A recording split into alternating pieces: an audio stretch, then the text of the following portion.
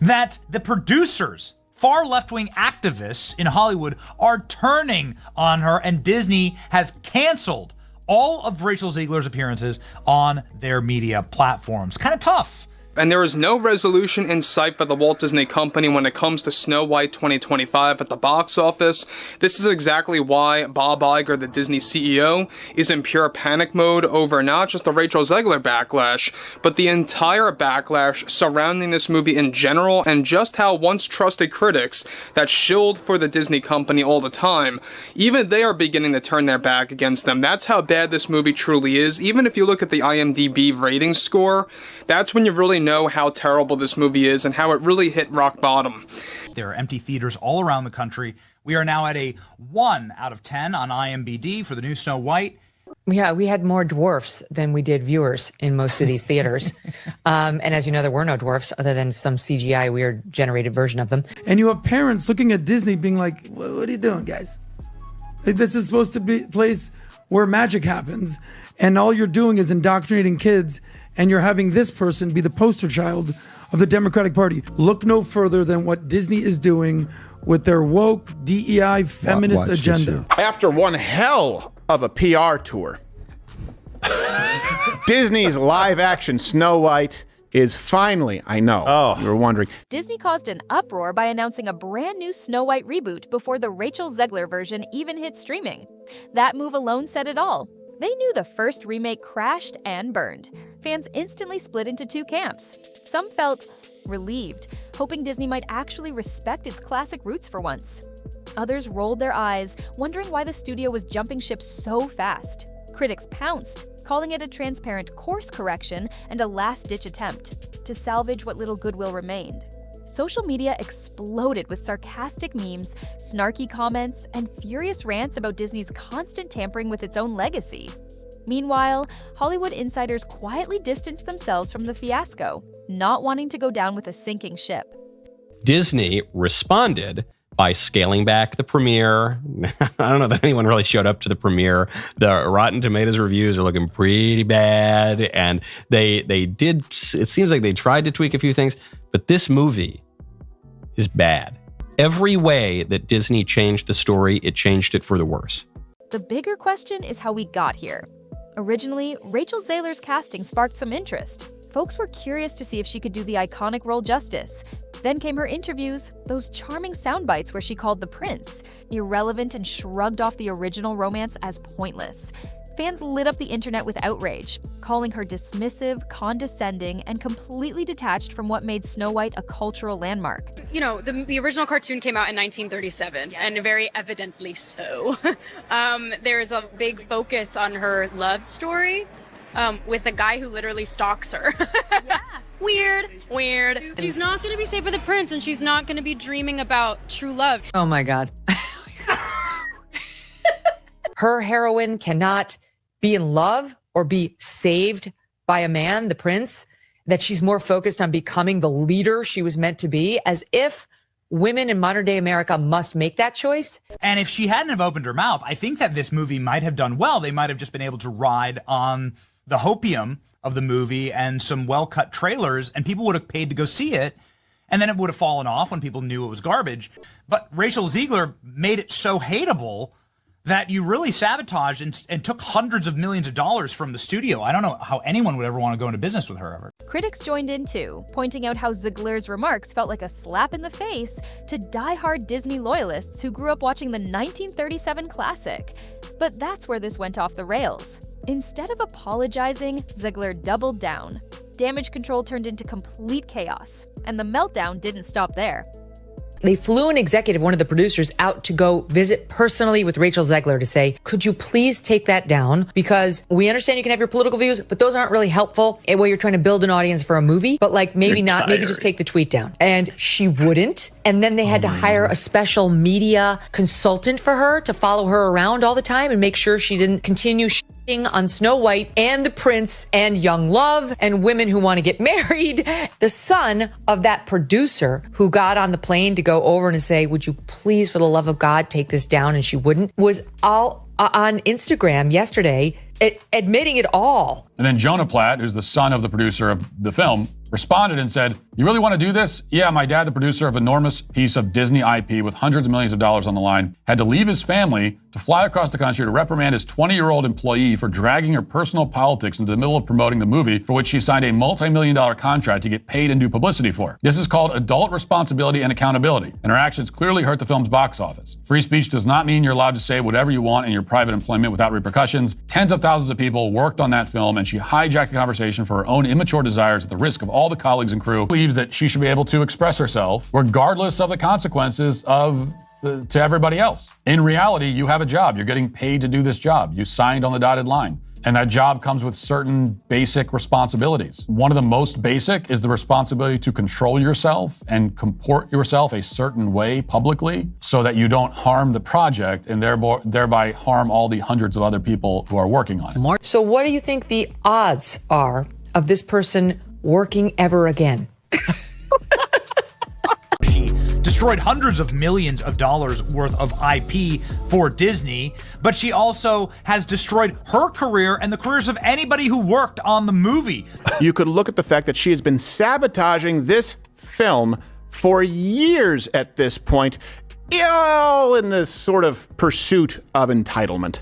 Disney's executive team flailed in the background, scrambling to figure out what was turning their precious live-action adaptation into a laughingstock. Bob Iger, sitting in the CEO hot seat, apparently tried to juggle old-school fans who wanted their fairy tale intact and modern voices demanding every last trace of tradition be updated or removed. Whispers emerged about disastrous test screenings. People who saw early cuts supposedly walked away unimpressed, some even saying it barely resembled Snow White at all. PR folks butted heads with the marketing department. The marketing team wanted to play up the nostalgia factor, but the PR side kept pushing edgy sound bites and feminist rewrites.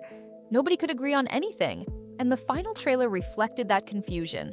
Online critics hammered the visuals, the tone, the story changes, everything. When does Snow White come out? Or what? They're leaning into woke.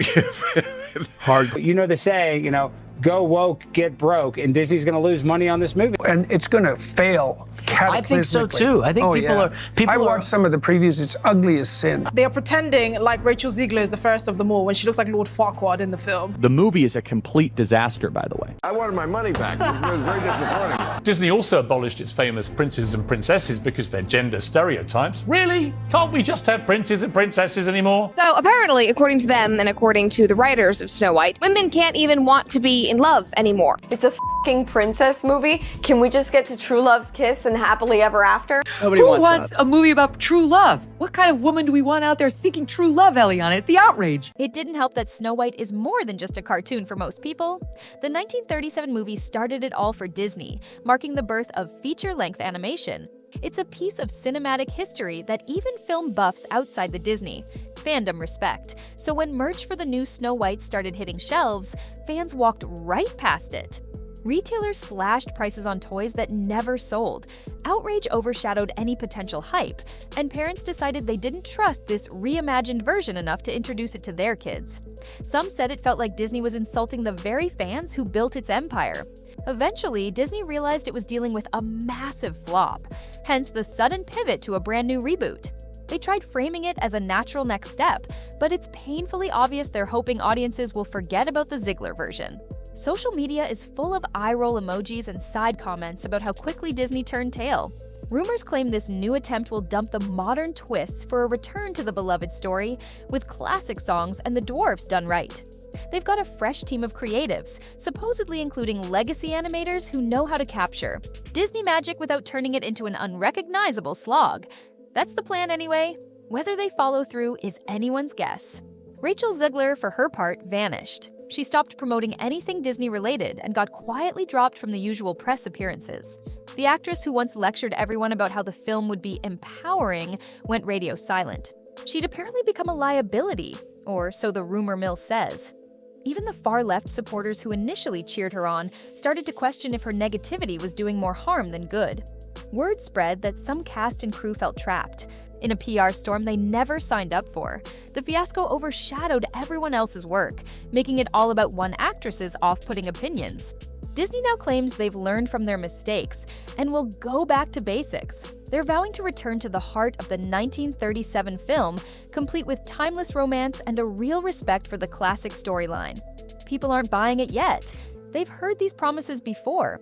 That's why the new reboot announcement sparked such a cynical reaction. If you need a do-over before the film even hits theaters, something must be horribly wrong. Some folks think Disney's just trying to salvage box office returns by rolling out safe, nostalgic marketing. Others hope the studio really did get the message after being thrashed by critics and longtime fans. The stakes couldn't be higher. Another flop might trash Snow White's legacy permanently and open the door for more doubt about Disney's entire brand. This once unshakable giant, known for family-friendly blockbusters, is looking pretty shaky. Merch sales are down, fans are vocal, and the media can't stop talking about the fiasco. The official statements have a humbler tone, hinting at how badly Disney wants to avoid another PR nightmare. They're bringing back the forest animals, the classic songs, and a style closer to the original animation. They're also implementing stricter media training for the next lead, which is code for don't let our star publicly trash the movie. Some see this as Disney's do-or-die moment. If they can't get a simple fairy tale right, how can fans trust them with any future adaptations? Even if the new version is great, a lot of people are fed up with the studio's pattern of rehashing classics for a quick buck. Skeptics say Disney's been ignoring audience feedback for years, churning out half-baked remakes that nobody asked for. Maybe this is the film that forces them to actually listen. Maybe not. There's a layer of irony here. Snow White was once the crown jewel in Disney's kingdom, and now it's at the center of a scandal that exposes how out of touch the studio might be. If Disney can't respect its own foundational tale, it's a sign that something deeper is broken. Some fans hold out hope that a complete reset will restore the sparkle. Others say it's too late, that the damage is done, and no amount of singing forest critters can rebuild trust that's already shattered. It's almost comical. One of the most cherished fairy tales in history has turned into a cautionary tale for how not to handle a big-budget remake. At the end of the day, Disney can't just throw money and PR at this problem. They need a real shift in mindset. A second reboot feels like a desperate gamble that might pay off if they actually deliver what the audience wants, a faithful, heartfelt story that honors a cinematic milestone. But if they botch it again, don't be surprised if Snow White becomes the prime example of how Disney lost its way. They can't keep blaming the audience for not understanding or being stuck in the past. Fans aren't confused, they're disappointed. All eyes are now on Disney to prove it can still create something magical without insulting the legacy that made it legendary. If this reboot flops, the studio might never recover from the embarrassment. If it succeeds, maybe there's still hope for Disney's future. That's the real story here, whether a company known for fairy tales can actually learn a lesson and apply it. So, what do you think? Can Disney win everyone back with another Snow White reboot, or has the damage gone too far to fix?